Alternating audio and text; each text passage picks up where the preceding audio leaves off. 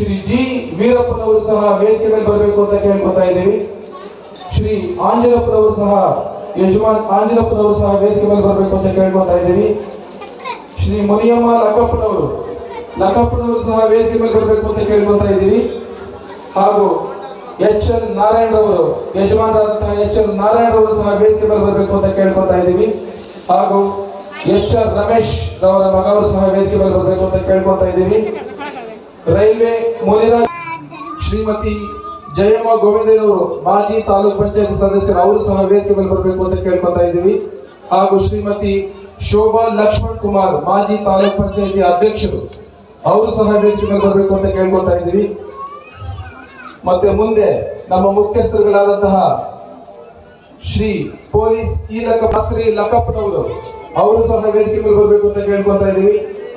H V Prakash ಅವರ ಮಗ ಅಥವಾ ಅವ್ರ ಕುಟುಂಬದ ಯಾರಾದ್ರೂ ವೇದಿಕೆ ಮೇಲೆ ಬರಬೇಕು ಅಂತ ಕೇಳ್ಕೊತಾ ಇದ್ದೀವಿ. ಆಂಜನೇಯ ಪೆದ್ದೋಡು ಅವರು ಸಹ ವೇದಿಕೆ ಮೇಲೆ ಬರಬೇಕು ಅಂತ ಕೇಳ್ಕೊತಾ ಇದ್ದೀವಿ. ಲಕ್ಷ್ಮಣ್ ಕುಮಾರ್ ಅವ್ರ ಮಗ ವೇದಿಕೆ ಮೇಲೆ ಬರಬೇಕು. ತಿಕ್ಲಕ್ಕಪ್ಪನವರು ಸಹ ವೇದಿಕೆ ಮೇಲೆ ಬರಬೇಕು. ಗೋವಿಂದ ಆವರೇವರು ಸಹ ವೇದಿಕೆ ಮೇಲೆ ಬರಬೇಕು.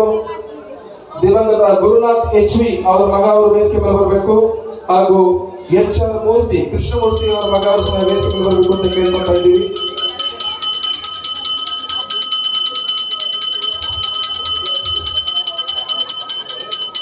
ಗ್ರಾಮ ಪಂಚಾಯತ್ ಉಪಾಧ್ಯಕ್ಷರಾದಂತಹ ಎಚ್ ವಿ ಅಣ್ಣಪ್ಪನವರು ಸಹ ವೇದಿಕೆ ಮೇಲೆ ಬರಬೇಕು ಅಂತ ಕೇಳ್ಕೊತಾ ಇದ್ದೀವಿ.